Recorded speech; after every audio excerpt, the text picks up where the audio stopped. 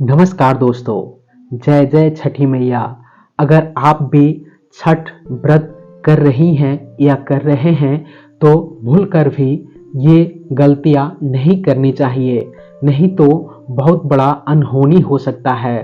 दोस्तों, छठ पर्व ज़्यादा खास करके बिहार और यूपी में मनाया जाता है, लेकिन अब आने वाले समय और देखा जाए तो इसका प्रचलन बढ़ता चला जा रहा है और अन्य राज्यों जैसे पश्चिम बंगाल, महाराष्ट्र, मुंबई में भी इस पर्व को बहुत ही अच्छे खासे तरीके से धूमधाम से अब मनाया जा रहा है। लेकिन छठ पर्व के दौरान अगर आप ये गलतियां करते हैं तो आपकी जो भी छठ पर्व में आपको जो फायदा मिलने वाला था वो नुकसान के रूप में बदल सकता है।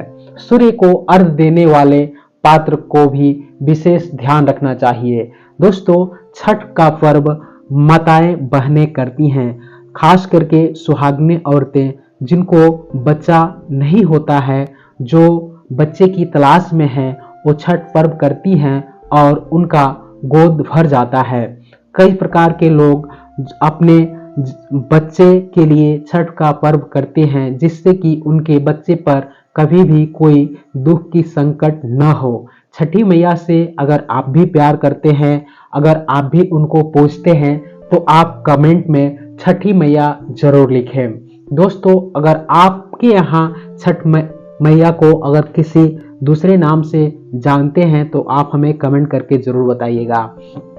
छठ का पर्व जो होता है वो बहुत ही आजकल धड़ल्ले से लोग बहुत ही उत्साह के साथ इस पर्व की तरफ भाग रहे हैं और इस पर्व को करने से लोग अंदर से आत्मिक संतुष्टि पा रहे हैं और जितने भी माताएं और बहनें हैं वो छठ पर्व के बाद बहुत ही आनंदभूति महसूस करती हैं। ये पर्व बहुत ही अच्छे तरीके से अब लोग बिहार और झारखंड के सबसे बड़ा पर्व छठ पूरे देश में बेहद धूमधाम के साथ मनाया जा रहा है।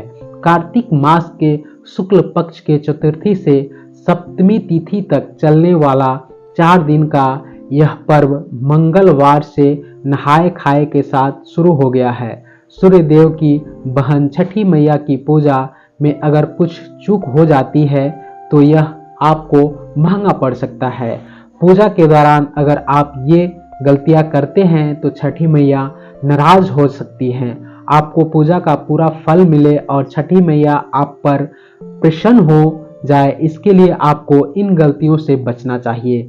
जो गलतियां मैं आपको बता रहा हूं वो बहुत ही ध्यान से सुनिएगा, देखिएगा। छठ पर्व का विशेष महत्व होता है और छठ पर्व में जो लोग छठ पर्व की अपनी व्रत रखते हैं तो उस व्रत में खास करके बहुत कुछ ध्यान रखा जाता है।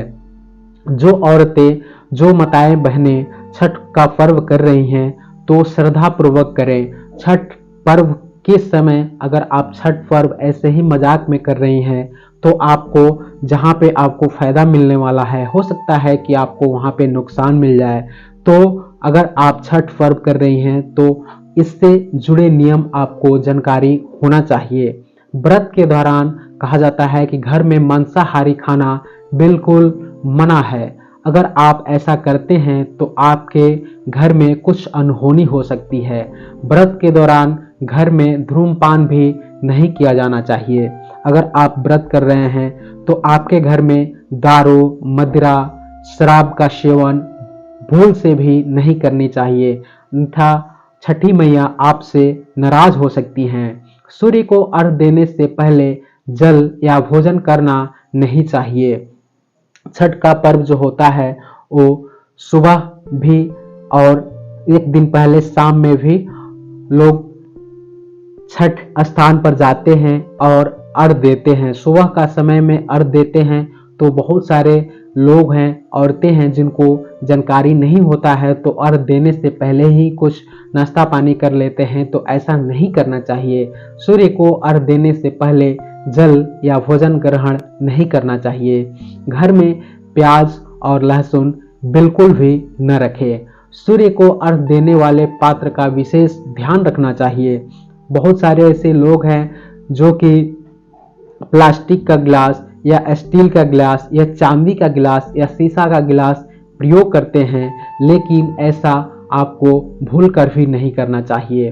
शीशा और प्लास्टिक के बने बर्तनों से अर्घ कभी भी नहीं देना चाहिए। इसके लिए आपको पीतल का बर्तन ही होना चाहिए।